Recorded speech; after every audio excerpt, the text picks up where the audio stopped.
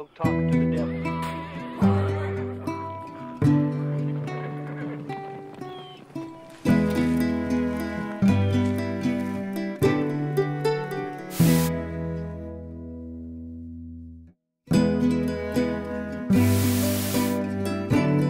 I was hanging around today, trying to think of my next Western video. So what better than a video about Westerns that have a hangin?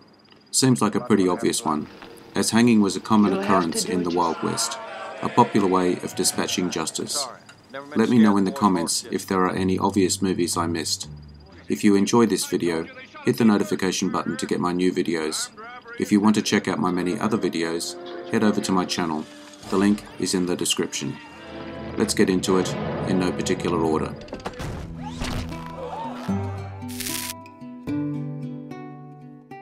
Hang 'em High, 1968. You better be sure.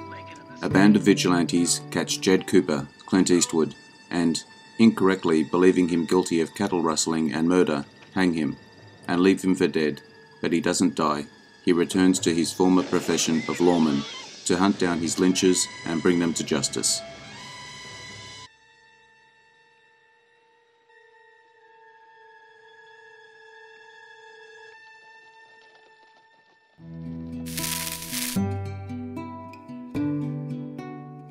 Once Upon a Time in the West, 1968. What comes around, goes around. Harmonica and Frank engage in a final showdown. Through a flashback, it is revealed that Frank had once hanged Harmonica's older brother, forcing the younger brother to support him on his shoulders.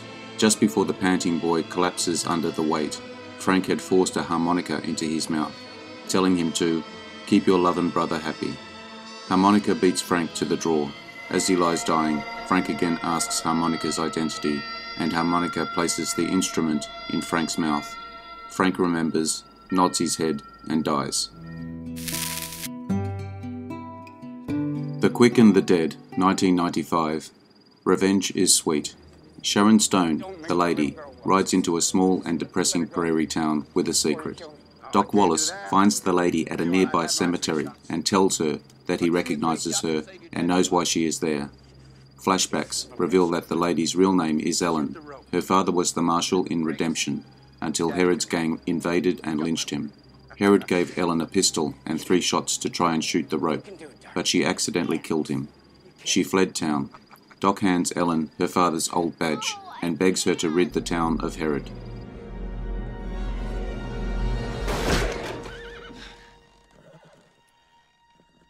That's close enough.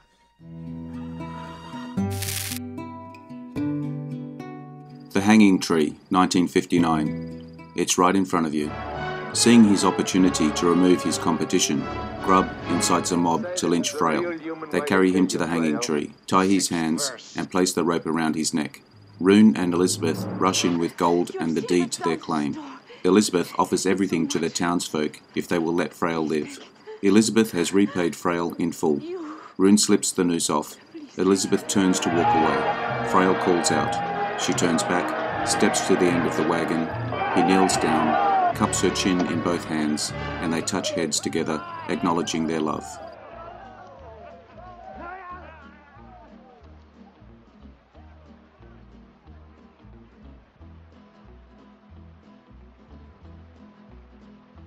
Elizabeth! The gold and set me free. And I walked away from the hanging tree. I walked away from the hanging tree. And my own true love, she... Johnny Guitar, 1954. Careful who you meddle with. Vienna has built a saloon outside of town, and she hopes to build her own town once the railroad is put through. But the townsfolk want her gone. Vienna stands strong against them, aided by the presence of an old acquaintance of hers, Johnny Guitar, who is not what he seems. Emma persuades the men to hang Vienna and Turkey, burns the saloon down. At the last second, Vienna, though not Turkey, is saved from hanging by Johnny Guitar. Vienna and Johnny escape the posse and find refuge in Dancing Kid's secret hideaway. You'll have to do it yourself, Emma.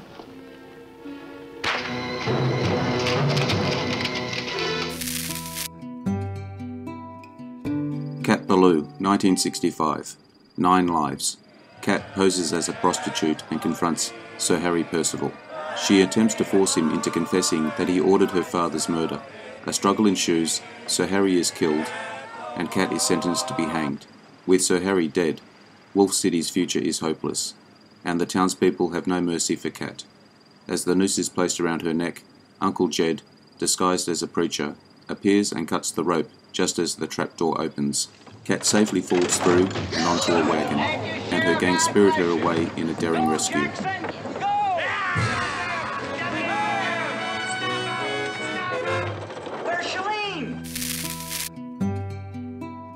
Lonesome Dove, 1989. Tough love. Although Spoon disagrees, the gang leader bullies and threatens Spoon into submission. When one of the dying wranglers is rescued by the cowboys, Call leads a posse to search for the thieves. Gus and Call quickly capture the robbers and prepare to hang them. With his last words, Jake Spoon admits that it is better to be hanged by his friends than by strangers. Jake, with his head in the noose, then spurs his own horse, which causes it to run from underneath him, effectively hanging himself, much to the shock and dismay of his former friends.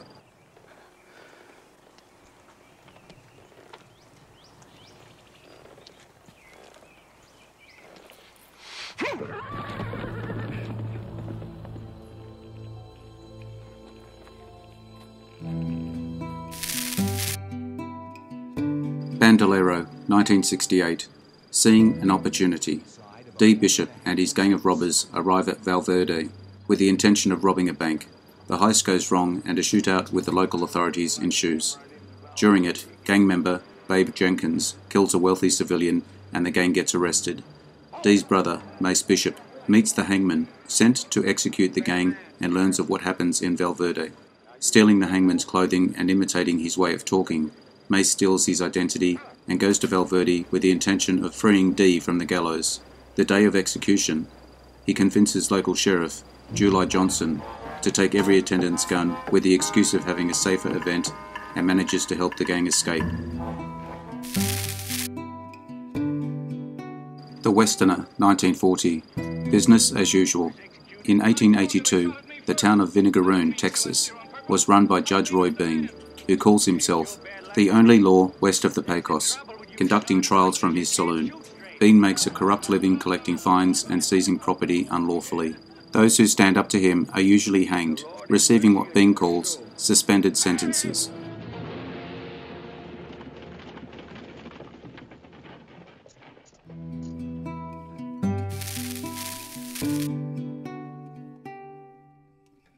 The Good, the Bad and the Ugly, 1966. Just another day. Tuco is rescued from more bounty hunters by a drifter, whom he calls Blondie. Blondie delivers Tuco to a sheriff and collects his $2,000 bounty. As Tuco is about to be hanged, Blondie severs the noose by shooting it and setting him free. The two escape and split the bounty. They repeat the process in other towns until Blondie grows weary of Tuco's complaints and strands him in the desert.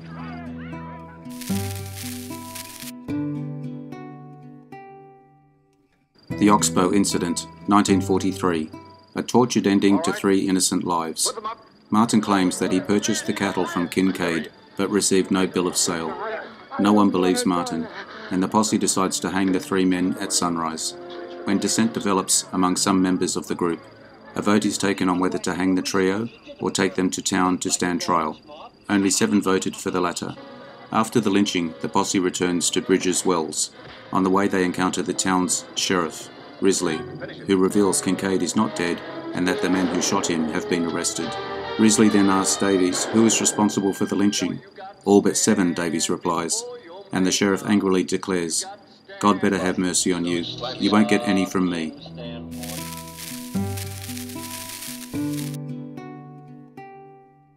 Back to the Future 3, 1990. A harsh beginning. Marty travels back to 1885 to save Doc, arriving amidst a cavalry pursuit of Native Americans, tearing the car's fuel line in the process.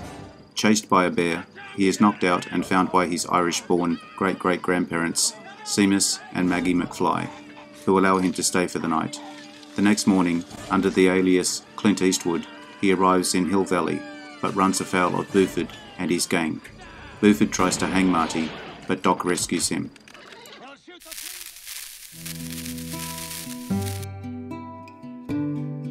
Pursued, 1947, climatic ending. On learning that Jeb survived the slaughter, Mrs. Callum adopted him, out of guilt. Thor pleads with her mother not to allow Jeb to be hanged, stating there is still time to make up for her actions. As Grant is about to hang Jeb, Mrs. McCullum shoots him dead. She asks for and receives forgiveness from Jeb and Thor, and advises them to look to the future and enjoy their lives together. I'm sorry.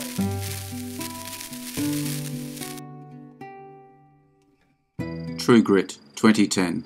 While on a trip to Fort Smith, Arkansas, 14-year-old Mattie Ross's father is murdered by hired hand Tom Cheney. Sent to collect her father's body, Mattie asks the local sheriff about the search for Cheney. He tells her that Cheney has likely fled with Lucky, Ned Pepper, and is going into Indian territory where the sheriff has no authority. So she inquires about hiring a deputy US Marshal. The sheriff gives 3 recommendations, and Mattie chooses the meanest of the 3, Rooster Cogburn. Mattie finds Rooster at a public hanging. Cogburn initially rebuffs her offer, doubting both her grit and her wealth, but she raises the money by aggressive horse trading.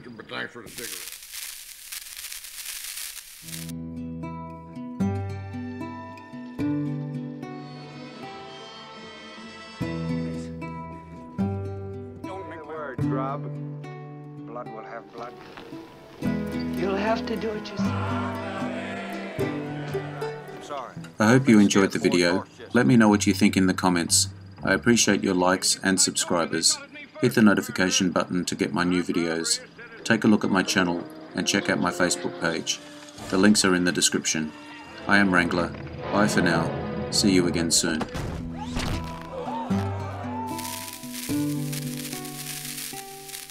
I'm a fly.